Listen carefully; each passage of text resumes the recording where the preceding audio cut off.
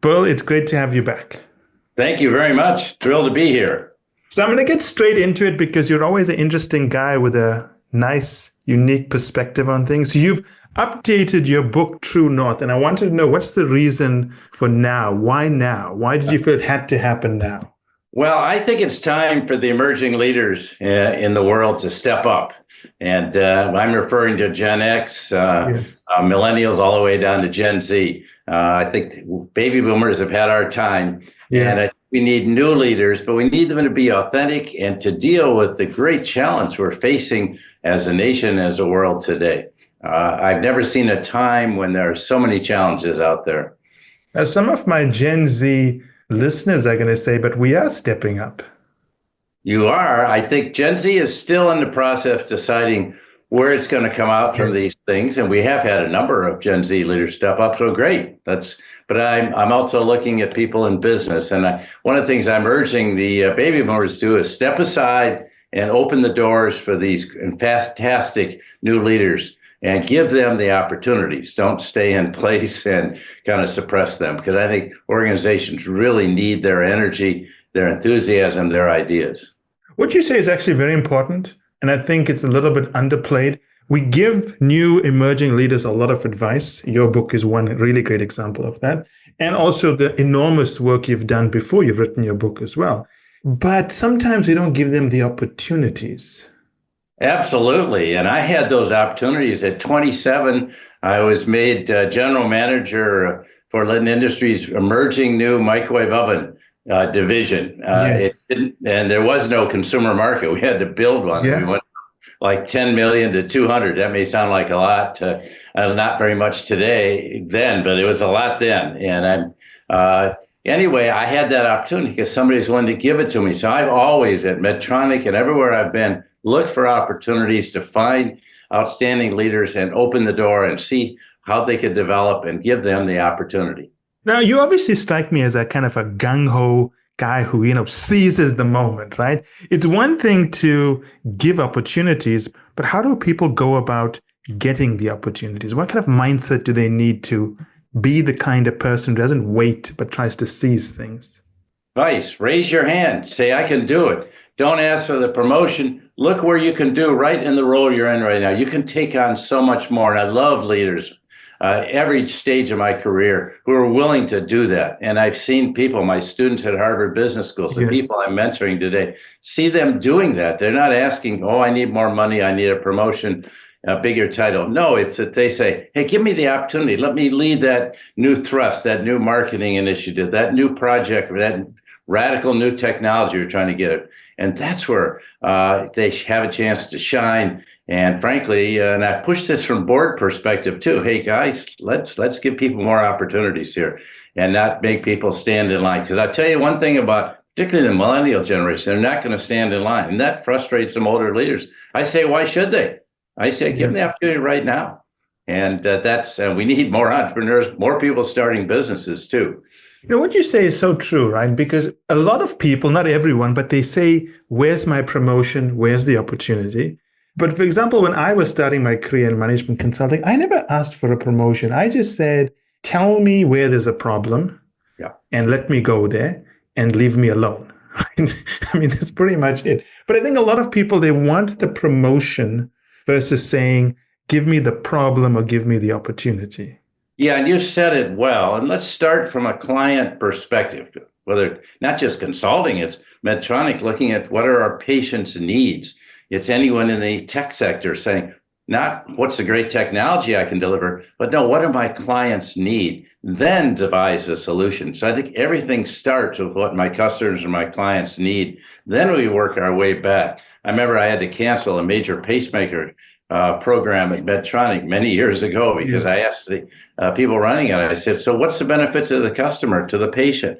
And they said, well, it's got all this great technology. I said, no, no. So we canceled and came back with some of our breakthrough ideas for patients. It just took a little tenacity on that score. I There's think a we very start. interesting story there because one of my previous clients is now the CEO of a major automotive company. Wow. And I was talking to them the other day and I asked them, so why are you leaving these, V12, V8 engines and going into electric vehicles? And they said, well, it's regulation. I'm thinking, look, if you moving towards anything, not because your customers told you to do it, but because you're trying to meet regulatory standards only, you're going to backtrack on this soon because your customers are going to vote with their dollars. And that's exactly what's happened. They Well, are I saw delaying. this in the banking field too. Yeah. Sometimes we got too caught up in the regulations when I was on the board of Goldman. And we had to get back to what are the customers' needs and then how do we satisfy? How do we help them build their business to build a great enterprise, overcome problems, get the funding they need, make acquisitions, everything that builds dynamic organizations that build this country and the world. Yeah, the worst thing you ever want to hear when you're sitting in any leadership meeting is a company saying, our goal is to grow revenue by 10%. That's not your goal. Your goal Yes. is to serve customers, and, profits and revenue growth is a byproduct of doing that. Yeah. And so one other thing I'd like to talk about, I used to teach as when I first went to Switzerland to teach learning through failure. A Oh, that's lot of beautiful. places, particularly in Europe, where we have incredible talent, people are afraid to fail. The one beautiful thing about Silicon Valley, it's almost a badge of honor. What did you learn from that experience? Now, how are you going to make it better the next time? And so I think a lot of people are afraid to take those risks. And I think we need people willing to take risks, try new things. They may get butted back, but then they can figure out, hey, I can figure a better way to do that. And okay, this didn't work, but that will. And to me, that's the way we need that kind of dynamic talent. And I think younger people are more willing to do that. You raised something very interesting because I'm living in Europe for the next year. And whenever I go to any city, the most important thing I do is I go to the CBD and I look at which company's logos on the tallest buildings. And one of the things that's fascinating is in Europe, it's always old companies that are 100 years old. It's banks, it's industrial companies, it's Siemens. I mean, it talks a lot about the risk-taking culture. They have not invested in building these new companies yet. I spent a lot of time in Switzerland, and I talked to one of my Swiss colleagues and said, Switzerland was just ranked number one along with Sweden, number one and number two in innovation. And he came back to me and said, yes, but we don't form any new companies. That's what America does so well. We need, because people don't want to take risks. Hey, we need to help them and give them the funding and give them the eco structure, the ecological structure around them so they can take risks and get the advice from wise people that can help them. I have a friend who works at Chicago Booth School of Business. He's a professor there. And he was doing this fascinating study where, as you said, Sweden and Switzerland rank highly for innovation, measured by the number of patents developed, but that's usually held by established companies. And if you look at what they're doing with those patents, they're not doing a lot with them. Yeah, exactly. And, it takes that bold risk. Now, look at what Eli Lilly and Novo Nordisk have done, of building a whole new field around GLP-1s. And Yes. it's amazing. This is, I'm very excited about the weight loss potential and the impact on all forms of disease, particularly cardiovascular, on cancer and other things. But they're finding all kinds of new uses. But they had to have the courage to try something totally new. And no one had ever done that before. No one thought it would work, by the way. So how does a leader, well, I think I know the answer, but let's hear how you see this. How does a leader stand up in a company that is very conservative, very traditional, does not have a culture of risk taking? How do they bring that mindset to the table? Well, I think you have the courage to put their ideas forth and be bold and back them. I always look for leaders like that throughout my career. They're willing to do it. That, so I'll challenge them. I'll ask them questions. And they had the tenacity and the courage and the well-developed ideas that they'll come back and defend their ideas. Said, okay, we'll go with you. And I think that's what it takes. It's called courage. And to be honest, I've seen a lot of leaders, a lot of managers who are world-class executives, but they lack courage. I think it takes that courage to be bold, to try new things. And they're going to be the winners. Look, if the leading companies in the world today are all people that took risks. I thought when Jeff Bezos went from just being a bookseller and not making any money to being a full retailer. Wow, this is crazy. Well, look what he's done. He's transformed the whole world of retail. What you said is very true. I have a lot of clients and colleagues telling me, Michael, how can I be a visionary person? How can I be a deeply insightful thinker? And I say, well, the first thing is you need confidence. Because if you say anything new, you're going to be attacked and you need the conviction to defend what you're saying. You need the resilience and the wherewithal to spend a lot of time convincing many people that are going to be pushing back on you. So it's not enough to have the idea. You need the confidence and you need almost the grit to see it through, right? Yeah. Well, let me comment on that. We have too many people in middle management that are pushing back. I was meeting with a CEO a couple of days ago, and he Yeah. talked about how he had to deal with the blockers in his organization. He wants to move forward in a lot of new ideas and these blockers. And so I think it's time for them to either change or to go away. In other words, we need to clear out a lot of that resistance. And the bigger the organization, the more of that structure comes in, the more of that resistance. And that's one of the reasons big companies are not innovating. Like, they have the people, they have the technology, but do they have the infrastructure that enables new ideas to get a shot? So at Medtronic, at any one given time, we owned part interest in 2 to 3 dozen Yes. venture companies, and we had all kinds of new ventures inside. And I was quite willing to let them fail. So I put them under our vice chairman, who Yeah. would try them. And we had some breakthrough ideas. Some of them didn't work, but we had to try it. You treated them almost as a real option. You took a stake, and as soon as it looks promising, you either upped your stake, acquired them, and so on. Is that the thinking behind it? Exactly. And, it wasn't going to kill the company. We're not betting the whole company on it. Yes. But these are ideas that could transform the company. And when they started to do well, then we put the coal, we put all the fuel to them and gave them all the money they needed to expand more rapidly. What I like about that is a lot of companies have this mentality: if it was not developed or thought up here, we don't want anything to do with it. But what you're saying is you need a portfolio. Yeah? You need lots of ideas coming from within your business, but you cannot expect breakthroughs are only going to come from within your business. Well, that's why at a Medtronic, and I would say this for any other company, you have to continually bring in new ideas from the outside. Buy little companies and see what they can produce, but give them their freedom. Don't put all your corporate structures around them. Give them the opportunity to operate independently of your structure and see what they can do. And I think that brings lifeblood in. Bring people with new ideas, but then you support them. At Medtronic, we had an idea about the Mavericks, came from our founder, Earl Bakken, that I had to personally, as CEO, support the Mavericks. Yes. Because frankly, in a lot of cases, the system wanted to kill them. They wanted just Yes. out of there. And so, and we had an idea about a really low-cost pacemaker for the Chinese market. When we went to market, the Chinese doctors wanted, it just opened the door to our more sophisticated products. But we did learn so much that helped us a lot make our products in US and Europe better as well. And I can imagine when you were going for this entry-level version of the Chinese pacemaker, there were antibodies within your company saying that this is not the Medtronic way. We go with the limousine version, right? You got it. And the head of that business wanted to kill me, if you want to know the truth. So how did you convince him? Well, I just decided we kept it as a venture outside his business. And then when it started to mature, then he wanted it back. So Okay, that's clever. we actually had to change the structure. We put our vice chairman in charge of all the creative new things. He's a medical doctor, a Yes. brilliant man in Glenn Nelson. And we put all these creative new things, all the M&A, all the part-owned companies, all the ventures, and all these new things under him. And when they came to market, and then we would transfer them to the mainstream business. So you basically incubated them.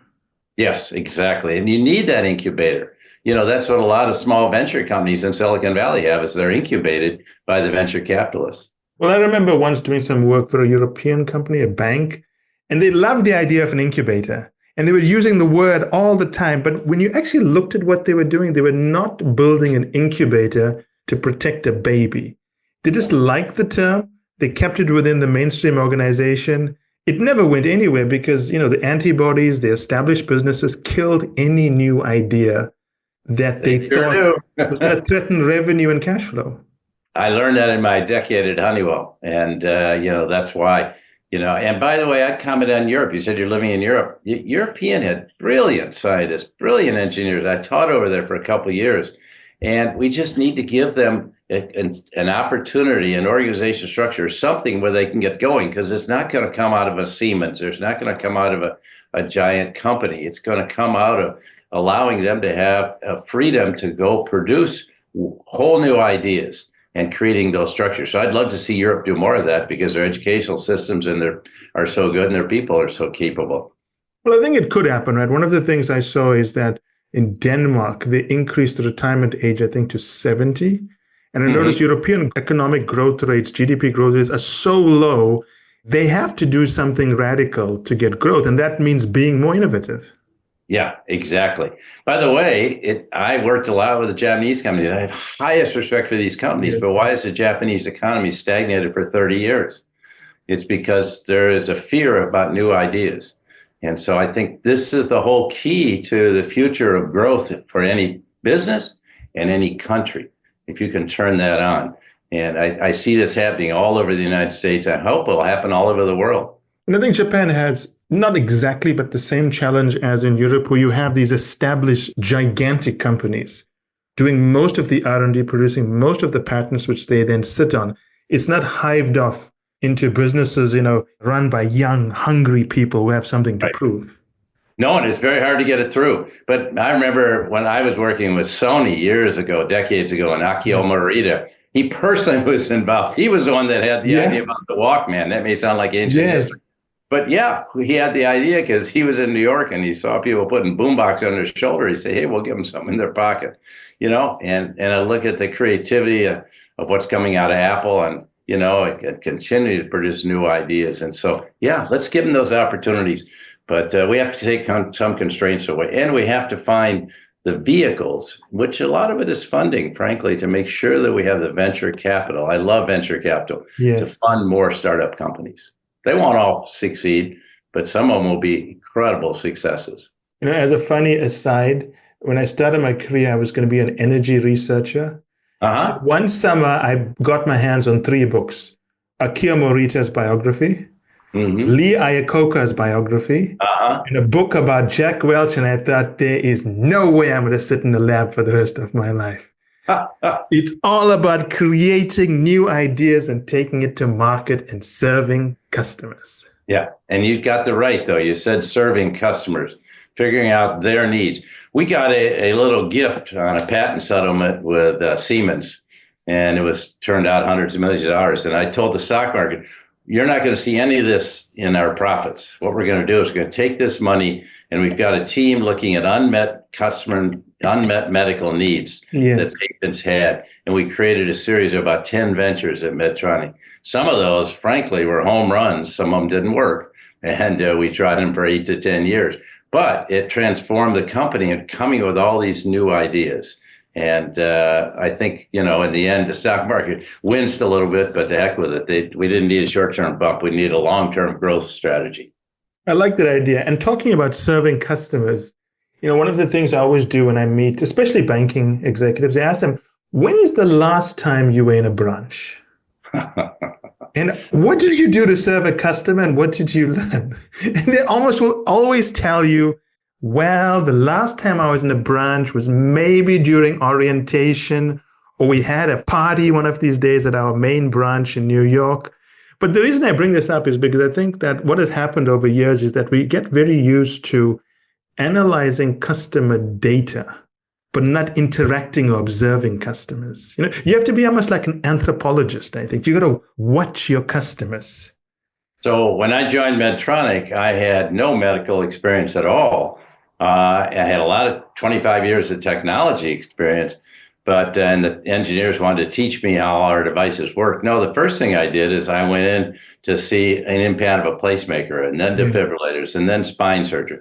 I saw over 700 procedures in my time where I'd actually go in, meet the doctor at 6:30. These are world-class doctors. Put on the greens. He invited me to the operating room to stand behind the patient's head and watch the procedure. Now, I wasn't selling anyone anything, but I sure was learning what the problems were. And I could bring those back and say, hey, guys, I saw this problem. It's very different than you think. This is not a circuit problem. This is a human problem that's taking place in the surgical center. What can you do to help the doctors with these problems? And they gave me lots of ideas. And it wasn't just me. I said, everyone should do that. I want all of you out with the front line. If you're in the retail business, if you don't love being in the stores, you're not going to transform your organization. So you got to get out there. That's where you find out what's going on. And I think the part you're not saying, because maybe you're being a bit modest, is the fact that you are not a medical professional was a big advantage.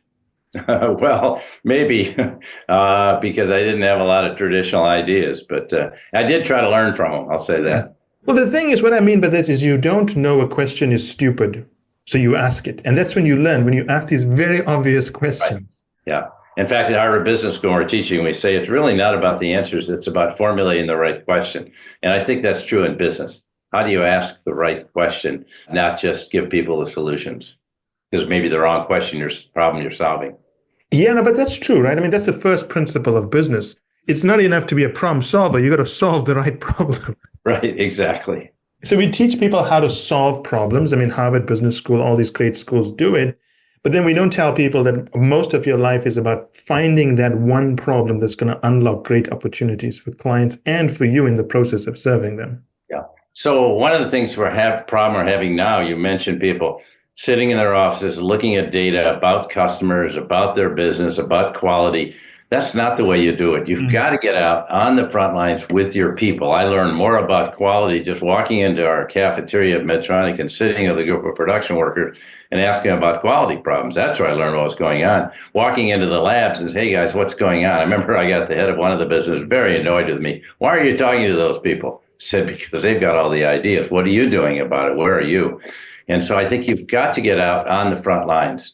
And I think we did a study at Harvard and we found that executives were spending 72% of their time in their offices and conference rooms, only 5% of their time with employees, and 3% of their time with their customers. This is a disaster. I tried to spend 30% of my time with our customers and 30% with employees. Maybe I didn't quite get there, but that was the goal, and I worked hard at it. You know, one of the things I always do is I tell clients the story of Jane Goodall, the anthropologist, and Right. how she changed the field of, studying primates and simians and so on by spending time and interacting with them and Yeah. realizing that they were much more intelligent than people thought they were. Yeah. And I always tell people that you've got to do the same thing with customers. It's not enough to analyze data, reports, and so on. You've got to spend time with them and you've got to see what their life is like using your products. So now we're facing a transformation, total transformation because of artificial intelligence. But here's the issue, is an awful lot of people are looking at that as efficiency. How can I cut out the frontline workers? Actually, I'm trained as an industrial engineer at Georgia Tech. That's what we did back in the 60s. And I realized, no, that wasn't the way to go. It was more into the operations research. But today, I think that's the wrong way of looking at it. We really need to think of new business models that AI can lead us to, rather than thinking about how we can use it for efficiency. I'm sure it will save a lot of costs. Frankly, I'd rather have it give all the power to the frontline people so you don't need all those middle managers. But I think the real issue is, how do we think about new business models? We think about all the great emerging companies of the world have new business models, even Warren Buffett. The iPhone is a whole new business model. If you think about it, and Google, a search, whole new model. And that's what we need to think about. YouTube, these things, and such creative ideas. So why can't we do all around the world? Well, that's true. I'm really excited. And I'm involved in AI and so on. We have a venture arm that is involved in that. But I'm excited to see the new businesses and the new business models are going to come up. I mean, we're in the absolute earliest innings of AI. We have no idea where this is going to go, which is why it's so exciting, right? I always think back to the early days of the internet browser. Yeah. In the first New York Times website came out, which was, no offense to New York Times, it wasn't great. Or the first time Netflix allowed you to watch 2 movies per week or per month. And if you look at what you can do now with a browser, it shows you how much is going to happen in AI. That should make it exciting, but I think a lot of executives are taking a defensive position with AI. Yeah, they are. That's why I say, be creative. Think about what it can create. This is just, as you say, the starting. And what could that lead to? So it may start here, but leads to so many things. But then you've got to, in an organization, take away those constraints that are keeping you from going there. The fear that you have to be willing to take the risk. You have to fund new business. If you can't do them inside your company, go acquire startups and see what they can do. But give people. But I'm telling younger people, go focus on that. That's your future. I was talking to a group of high school students the other day, including my grandson, and say, this is what you need to focus on, not just writing code or, figuring out algorithms. No, get out, figure out how you're going to use this stuff. It's applied engineering, right? So, for example, I'm hiring an executive assistant, and they were saying, what are the criteria here, Michael? Must this person understand strategy, corporate finance? No, I don't want them to do any of those things. They need to be someone who loves playing around with AI, because I can do all the other stuff and show it to them, but I want someone who's thinking AI first. Yeah. What can you do with this technology? And you might Exactly. take the analogy you did way back to Netflix and others, and look what they've done with it. Yeah, it's amazing. But let's just focus on that, right? Every time there's change in the world, people approach it in a defensive posture. And then there are a few people who say, hold on a second, this is a grand opportunity to disrupt the incumbents, right? So they have a more mature leadership mindset. Why do so many leaders become fearful of change? Because they're afraid to take risk. But let me give you a counterexample. I'm talking about negative ones. Let me give you one. Microsoft under Steve Ballmer went from 14 years rejecting every new idea just to Yes. milk, and I will say milk, the profits out of Office and Windows. 14 years. At the end of 14 years, the stock price was lower than it had been when he started. Satya Nadella comes in. He's trained as a computer engineer, but he brought in two ideas extremely important. One is you have to have a growth mindset. We don't want to, we don't want to have a fixed mindset. You're talking about people with a fixed mindset. He said we have to have a growth mindset. So how are you growing personally, and how are you growing the business? What are you figuring out to do? And he's brought that, and look how creative Microsoft has been since Yes. he took over 10 years ago, and the stock is up 10 times now because of the ideas he brought. He opened up all kinds of things and did a terrific job. If you want a great social media site, look at LinkedIn, which is owned by him. But he was willing to do that. The second thing he said is you have to have empathy. And Microsoft at one time had said, we want all the smartest 1% of the people in the world to work here. No, he said it's not about being the smartest. You have to have EQ. You have to have emotional intelligence. You have to have empathy. And you have to express that empathy for your fellow employees and for your customers. What are the problems we've created for them? How are we going to solve these problems? And I tell you, any CEO in the world that's a customer of his can pick up the phone and call him, and they'll get great support because he's really focused on empathy with his customers and his employees. Yeah, that's a really good example. And Microsoft is a good example of this, because what a lot of companies do and what a lot of executives do is they create something, a product or service, and they do everything they possibly can to migrate it into that cash cow territory. And then they do everything possible to put a moat around it and milk it for the rest of eternity. I mean, that's what Microsoft did for 14 years, right? Yeah, exactly. Exactly. And I thought they were going to go the route of IBM, with the mainframe Yes. and stay there too long. But then Satya changed all that. Hey, he saw the opportunity in the cloud. He saw even seen the opportunity in gaming because he thinks you can learn from gaming about human behavior and take that to a lot of new ideas. So we'll see. What you said is true. It's not about being the smartest person in the room. People always think you need the smartest people in the room to win, and that's not always true. In fact, it's never been true. We've seen that in sports. It's not the best team of superstars. It's the group that plays as a team, right? Yeah, exactly. I'm a soccer nut. And if you look at the greats, look at the Spanish when they won the World Cup. That Yeah. was a true team game. Somebody like Iniesta is a great team player. Yeah, and that is a role model I try to take into business is how do you be a great team in soccer or football, the Europeans call it, and how do you translate that into your business? I'm also a huge soccer nut, and I always, if you have a long enough conversation with me, I'm going to be quoting Sir Alex Ferguson at Yes. some point, squeaky bum time and, playing in extra time and so on, because a lot of the great principles of business leadership come from sports as well. They do. They And our absolutely. businesses. And so we can learn. A lot of people think, oh, I can't learn from that. I just want to read books. So, and by the way, business schools where I teach have to change. We're teaching too much tradition Yeah, that is and true. too many things. Accounting and finance and process controls and manufacturing standards and on and on and on. And I think what we really need to do is to think about how do you not manage these things, but how do you lead in a chaotic world? That's what I'm concentrating a lot of my energy right now, because we need leaders that know how to lead in this totally changing, chaotic world. Look at the tariffs every day. The tariffs are changing. But how do you lead in this world? And it's a whole different form of leadership of how you build a team around you, how you adapt very rapidly.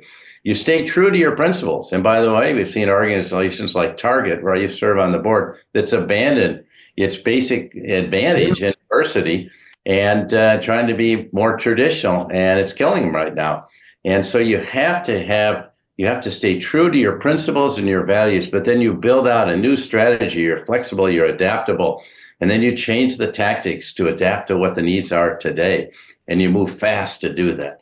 And that's the kind of organization we need in this chaotic environment. And you'll see the ones that do that will be the winners, and the ones that can adapt rapidly will go by the wayside. This is a bugbear for mine as well, because as a management consultant, one of my big criticisms is we teach our people to manage, right? MBA programs teach people to manage. And I always, this example I used to use with clients, and they always ask me, Michael, what's the difference between a management consultant and someone who's very innovative? Well, I'll say, well, if you put a management consultant to work at Pfizer, you would not have invented Viagra. You know, we can manage things, but only when someone is creative to create something. Mm-hmm. So maybe we need leadership consultants, not just management consultants, and leaders who are willing to take risks and do new things and build great teams and find the spark. Look at the people that have that spark. And I mentor a lot of young leaders, and I said, be the person that has that spark. Be willing to push up against the system. Raise your hand. Say, I can take that on. Don't ask for the promotion. Take the opportunity. So I think we can build organizations around people that have that spark and move out, as I said earlier, the blockers, but take those risks. And I think that can change everything.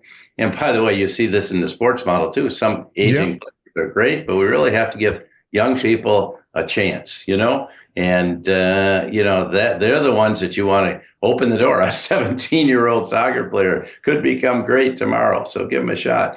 And I think this is true in business too. I think the world's greatest soccer player for Barcelona is 17 years old this year, isn't he? That's exactly who I was thinking about. We watched him in the Euro Cup a year ago. We were in Europe and Berlin at the time. It's pretty amazing. Hey, yeah, why not? But somebody had to open the door for him. That's what I say. Just as somebody opened the door for me and to the leaders on this program, who are you opening the door for? Who are you giving that shot? I have an extraordinary 31-year-old mentee in Switzerland. I'm just waiting. He's getting lots of opportunities. He pulled together. He can do what 10 people do at Goldman Sachs and putting things together, new deals, new opportunities. So give him the opportunity, Keeping on the soccer theme, since we both know the story, Yamal was scouted when he was 6 years old. Really? 6 years old. Where was he? He was playing somewhere in Catalonia in Spain. That's what I thought, yeah. In some really bad area of Spain. Scouted at the age of 6, right? And think about Alex Ferguson, right? Yeah. Before he came along, the average age for players in the Premier League was about mid-20s upwards, and he decided to bring in teenagers. Well, in America, I've been following Christian Pulisic since he had just turned 17 years old playing for Dortmund. He came on the scene. Yes. He was the best American player in history. Yeah, he had those opportunities. I watched videos of him when he was 10. He was pretty terrific then. So, yeah, you're right. But I think the same is true of business, by the way. I say to CEOs, are you getting out and meeting with your younger leaders and, really getting to know them and just letting them give you ideas? And I also believe in reverse mentoring, and I think anyone should have reverse mentors. I mentioned my 31-year-old Swiss colleague, friend, mentee, whatever you want to call it. I learned more from him than he ever learns from me.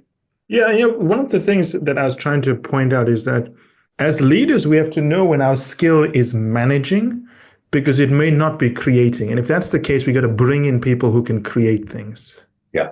Well, I think the leader ought to be the creator. He doesn't have to be the creator. He's the person that's sparking the creators, and then have a partner. I've had partners that are really good at managing the day-to-day business, so I let them do it. My successor at Medtronic, Art Collins, who was a world-class executive managing the business. That gave me the freedom to be out there on the front lines, figuring out where the creativity and where the future growth. I think every good leader has to think about, where's my next growth yet? Never be satisfied with what you have today. What's the next big breakthrough we can bring? So Medtronic tried to do that time and time again, and still is, by the way. Well, it comes back to the example you used earlier. As soon as you develop the mindset that, look, I'm big enough, I need to protect this, you're not in a growth mindset. Exactly. That's why I have such admiration for Satya. You have to be thinking about what comes next, because if you don't think about it, your competitors are thinking about it. Yeah, and why do we give the opportunity to smaller companies to come up and eat our lunch, so to speak? It's because we don't jump in and do it. Yes, I have a lot of clients in automotive and so on. And during COVID, I remember asking them, Europe is not the epicenter for EVs. I mean, at that point, it was Tesla, right? But do you know what the Chinese are doing? You haven't been there in 3 years. It's been shut down. What are they doing? And then when China opened up after COVID, it shocked the world. Yes, yes, it's amazing. But talk about EV. I remember, 9 years ago, I was visiting with Elon Musk in his plant in Fremont, California, and he had no direct labor employees building Teslas. It was 100% robots. Now he had technicians, he had Yes. programmers, he had service people watching to make sure those robots ran to keep it going. But it was really a breakthrough idea. And I think that's what we need, those breakthrough ideas. And let me take this to a bigger level, though. Let's do it. We're focusing on bringing back old line manufacturing. That's not where the future is. Manufacturing today accounts for 8.4% of the jobs in America. The future is in things we're talking about. And how can you transform? I come from healthcare. How can you transform healthcare not to be more efficient, which is horribly inefficient, but how can you use data to meet patient needs better? And how can my son, who's a surgeon, get so much data and all these scans Yes. on 100,000 people that have had the exact same surgery he's going into to see how it came out longitudinally over 10 years? Everyone looks at instant data. No, I want to see what happens to a patient over 10 years. So that kind of creative thinking and approaches, I think, is going to win the day. I like that idea. We're talking about access to data, right? Because I use an Apple smartwatch and it collects a ton of data on me. 2 years ago, I became really ill, really bad. It was bad, bad, bad. The doctors couldn't figure out what it was. I went through tests for about 4 months, couldn't find anything, but I was suffering with back problems and so on. I even lost my vision at one point. And Ooh. I said, okay, like this is never going to work, right? So I took all the data and I loaded it into some AI system and it found certain things that the doctors had missed. Really? Is that And right? Wow. it recommended a very simple routine of exercise, weight training to build up my muscle structure and so on. And I've been following that for 2 years, and that got rid of all of my problems. Amazing. Yeah, my wife has concentrated in this field for 28 years. How do we look at the whole person? Don't look at me as a body part. Yes. Let's look at the whole person. Yeah, and what do you do to relieve stress? I've been meditating for 45 years. What do you do to eat healthy? Do you you exercise every day? And those things are really important. Now, for me, at this stage in life, one of the things that's really important for me to be with younger people every day. That's what the idea is. If I'm just with people my age, we're just going to be talking about Yes. old things and complaining about what's going on in Washington or what's going on in the world or things like that or the weather. No, when you're with young people, they're the ones pushing limits. And it's so exciting for me to be with them. No, I'm with you, but I take it a little bit more extreme. I like being with babies who are 4 and 5 years old. And I'll tell you why. There's something about children, they cannot lie. That's true. If you see a child excited about a product, you know this product is a hit for that child. Yes. Uh-huh.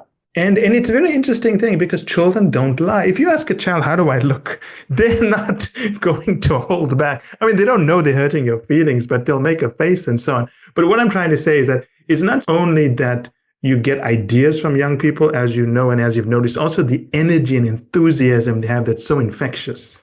Well, I had a mentor when I started writing. Sadly passed away, Warren Bennis, who I consider the father of leadership. And he had a concept that came from biology called neoteny. And neoteny really is capturing, when you're in your older years, capturing the childlike qualities that children have, where you're not afraid of taking risks. You're not afraid of being embarrassed. You can't lie. You just tell it like it is. And I've tried to do that. And I think, I think that's why it's so great being with people of all ages. When I hit my 40s, I was thinking to myself, why am I not as happy when I was late teens? And I thought, what is the difference? Well, when I was a late teen, the whole world was ahead of me. There were so many opportunities that if one path ended, there was at least five ahead of me. So I thought, okay, if I want to be happy in life, maybe I got to have a life where there's a lot of opportunities to do more things in life. Yeah. And when I started doing that, then my mindset changed because why am I depressed? If this closes, this is going to open. And it's interesting. It's a very small thing that has a big impact on you. Well, I like to teach the concept when one door closes, another one opens. So I made a decision to leave Honeywell And all of a sudden, the door opened at a much smaller company called Medtronic. Yeah. And at that time, Medtronic had 750 million in sales. Today, it's 32 billion and a billion one market cap instead of 100 billion. Yeah, but the potential was there. And I saw that and I got into it. I had no idea it could grow so fast. Over a 20-year compounded from my predecessor through my successor, we grew at 18.3% per year in revenues. And that's only because of new ideas, and if you say, well, that's some acquisition. Okay, it was 15% without acquisition. So we were able to grow because we kept pushing the limits of new ideas. Again, I want to be clear. They didn't all work, Yes. but we did try. We kept trying things. And that's I, the only way I you got it. didn't know Medtronic was, relatively so much smaller when you took over. Oh yeah, it was, but much smaller than the sector I was running at Honeywell. But we found we could move much faster than I could to a very established structure at Honeywell, which was Yes. hard to bust through all the layers and blockers and people who are brilliant analysts that can tell you why things wouldn't work. Yeah, there's one of the things I remember from the book with Jack Welch as well. And one thing I've always taken in my career, don't go where all the superstars are going. You're going to be a lot of competition for opportunities. You go where everyone is exiting because you're going to get the best, choicest opportunities. Nobody's going to pay attention to you. You can make as many mistakes as you want. And it's true, right? Sometimes you're in the spotlight. You don't get the freedom to do what you want. That's right, and your willingness to try things. So we need to be teaching this in schools, not just teaching process controls and Yeah. accounting and all the traditional things. We need to teach. I'll give you a bad example, though. From one of the leading private schools here, I found a group of 5 college juniors, rising seniors, okay? And these people are just absolutely brilliant. They say, but our professors don't allow us to use AI because they can't figure out what's AI and what we really did. I Yeah. said, well, really, honestly speaking, this is crazy. This is like telling me when I was at Georgia Tech, I couldn't bring a calculator in the room, or telling my son he couldn't bring a computer in the room. This is crazy. This is just a tool. Just look at it as a tool. And if the professor can't tell what your creativity is, young person, and what came out of AI, then he's not doing his job or she's not doing her job. So, I think we need to encourage people, use all the tools at your Yeah, I disposal. agree. Start with the problem. Georgia Tech had a woman that named Wendy Newstead that got a national award because she said, we're not going to teach all these things, all chemistry and biology and all these things. You know what we're going to do? We're going to create teams and we're going to give them a really complex problem. They're going to have a group of people around the table from different disciplines, interdisciplinary, and they're going to have to figure out this is biomedicine, but how to solve the problem. And then they can go and learn the biology and the chemistry and the calculus and the physics and the mathematics and the differential equations and all the things they need to do. But then they have to use those things to come up with a solution to the problem. But start with, just like you were saying about your customers in consulting.